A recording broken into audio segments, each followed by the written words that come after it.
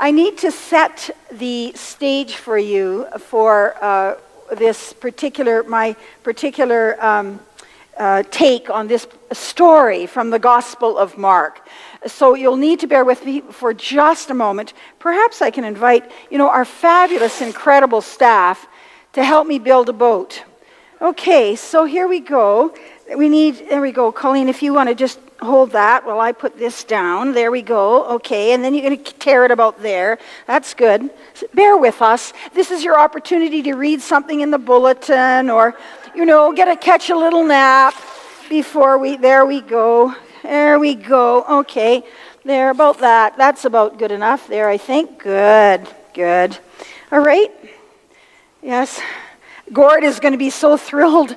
This is a tape that you use for painting. He won't be able to find it and he won't have to paint. He'll be so happy.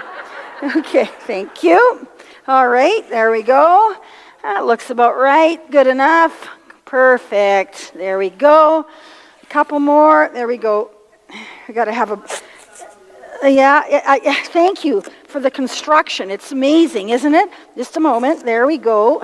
Oh, sorry. Here we go. You hold this, and I'll do this. Okay, there we go. All right. That's the prow we're building here. Colleen and I. Good work, Colleen. I just want to say while we're doing this that you need to give grateful thanks for the fabulous staff you have here. Oy vey. Ta-da. Perfect. Oh, doesn't quite meet. There'll be a leak there, but it's all right, Colleen. It's okay. It's all right. Okay, so we got the boat, right? All right. I take you back with me to Mrs. Metherall. She was my Sunday school teacher. You'll read it in the bulletin. And she really made this story live for us, and that's what I'm trying to do for you. So here's the water. This is the sea. This is the sea all around you. Enjoy. There you go. If you didn't have your shower this morning, be grateful to me, because I'm giving you a shower. There we go. Lovely. Now, there we go. Wonderful. Okay, okay. Some were missed. You get a double dose. There you go. Right back here. There you go. A little bit of water for all. Voila. Voila. There we go. I give grateful thanks to Mrs. Metherall, because when I was 10 years old, and was in her Sunday school class, every story in the text she brought to life. And she did it in simple ways, with water and drums and wind, fans. And so, I bring that to you this morning from the Gospel of Mark. Vivian read it, the story, and I want to tell you a little bit about the Gospel of Mark before I step into the boat. The Gospel of Mark is the youngest gospel. That means it was written first, probably. Of the four gospels that we have in the text, Matthew, Mark, Luke, and John, Mark is the youngest. It was written probably, or oldest, depending on where you're looking at it from, but it was written between 66 and 70 AD, or CE. So during that time, there was a great deal of conflict in Mark's world. In 70 AD, Jerusalem was sacked by the Romans, and there's great fear, and the temple in Jerusalem was destroyed as it was leading up to this war. And Christians were being slaughtered in Rome, the city of Rome, by Nero, the Roman emperor of the time. So the book of Mark, the Gospel of Mark, comes to us out of a great time of turbulence. That's important to know that, because as you read the text, it's good to be in that context so you can understand why this story of the boat on the Sea of Galilee is so critical. It expresses so much of what was going on for the disciples and the people of that era living it at that moment. So, we don't know, and we don't know who the author of Mark was. We truly don't. Early Christian scholarship would say it was John Mark, who was a companion of Peter. But we know from the writing that it probably was not written by someone named John Mark. And so in the ancient text, for the ancient text to have validity, often a name was added to it so that people would read it. They'd say, Mark wrote that. But generally it was a community that would pull together these readings and stories and the stories of Jesus. So Mark is also reflected in Matthew and Luke. So if you read Matthew and Luke, you'll find that most of Mark is there. Those three readings they chose and used each other's work liberally, and they used other sources. But in Mark is often about apocalypse, that the end times were soon upon the people. And when you consider what was happening around them in that culture, of course they'd think of apocalyptic things. That means the end times, that soon the world would be ending. And for many of them, with the great destruction of the temple in Jerusalem, their world did end. And so there's always a sense of urgency in Mark. I'd like to invite you to go ahead and read it. It's the ones where Mark it's a very active gospel. Jesus is always doing something. He's marching from here. He's marching to there. He's walking about, talking to people, healing, doing all kinds of things. Very much an action gospel that isn't so much concerned about the theology per se, but concerned about what is happening to the people at that moment in time. And Mark sees nothing but death. In the midst of what is going on in his life, he speaks about the apocalypse often, that end times. This must be the end times, when the sun will fall from the sky and the seas will be run with red blood. But in the midst of that, there are some beautiful parts of Mark. I hope that my speaking about the Bible will encourage you to read it more, will encourage you not to be so thinking, oh, well, that's something that the minister does every week when she wants to be put to sleep at night. She opens up her book and goes to sleep. No, it's for us to read and to have a sense of how wondrous that this survived to us. But in the Gospel of Mark, there are beautiful moments as well.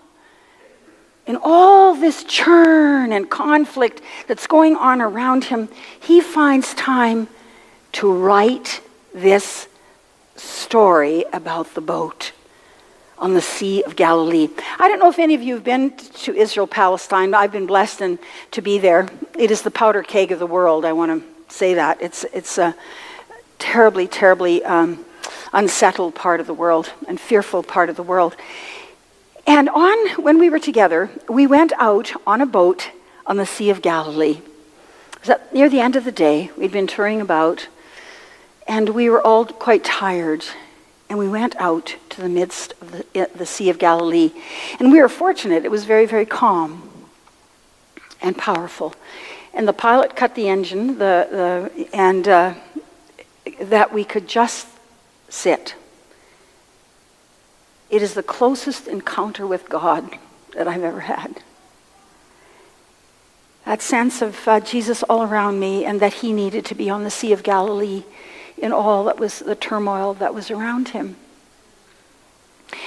And Mark captures some of that for us when he writes this story about the boat. So Jesus is exhausted. That much is obvious often in the Gospel of Mark. Jesus is exhausted because the crowds are always around him. He's always being pressed in. And so he asks, let's go to the other side. I need some peace. And so off they go in this boat. In they get. And there's a cushion at the back end of it. And Jesus goes to sleep because he's exhausted. And then this great and tumultuous storm comes up. Thunder and lightning everywhere. I'm sorry I didn't bring my rain stick. But thunder and lightning everywhere. And I can understand the terror of that, because when we went on a trip to the Galapagos, going from the mainland to one of the islands, we were on a boat. The waves were this high, if not higher. There was lots of puking on the boat, by the way. Lots of seasickness. And we shouldn't have been out on the sea, but we were. And the boat was rocking, and there was water washing over the front of the boat. And I managed to not be seasick, but many around me were. It was quite a trip.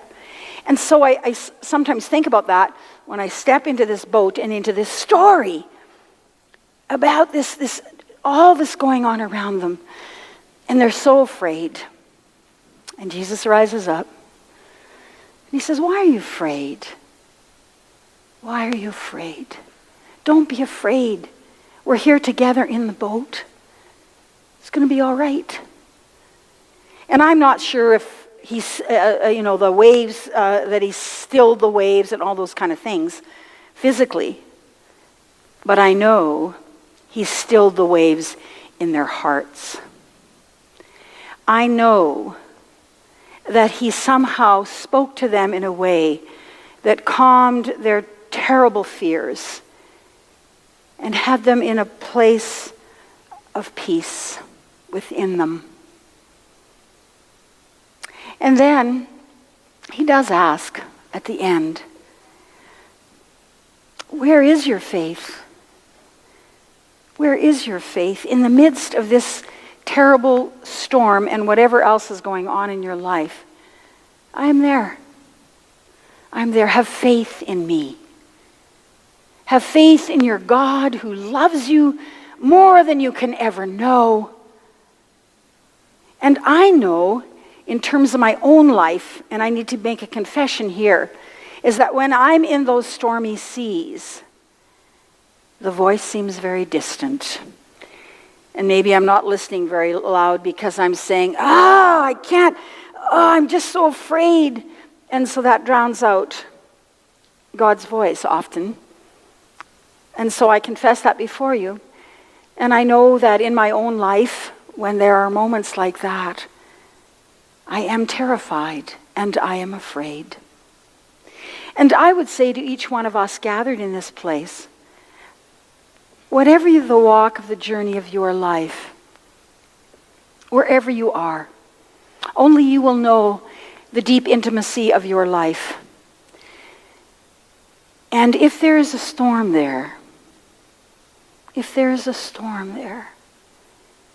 could I invite you to step into the boat, to stand beside Jesus and hear the voice of God speaking to you in the midst of the chaos and the terror, saying, I'm here. I love you. You are mine. Together, we will find a way. And the seas will calm. And you'll know peace and serenity again. I speak to you in this way so very personally because often folks hide these things away. They feel like they're on their own in the midst of the crashing waves and the wind that is blowing all around them, and they go inward. What I'm inviting you to do is to go outward, to come out, as it were, to step into the boat where you are surrounded by others who have fears like yours. And that you hold hands, that we hold hands together, and we find our way through that. It is the only thing, it seems to me, in this world that works. Holding hands, I mean. And bridging the gap that often separates us. I can't tell you how heartbroken I've been this week to see all that's happening on a border in our part of the world. What would Jesus say? What would Jesus do? In the midst of all that chaos and churn and fear, what would Jesus do? And what would Jesus say? Perhaps he'd say, get into the boat, because here you are surrounded by love. And if we hold hands,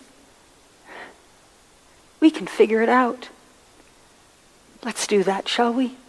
At the very least, let's give it a try. Amen.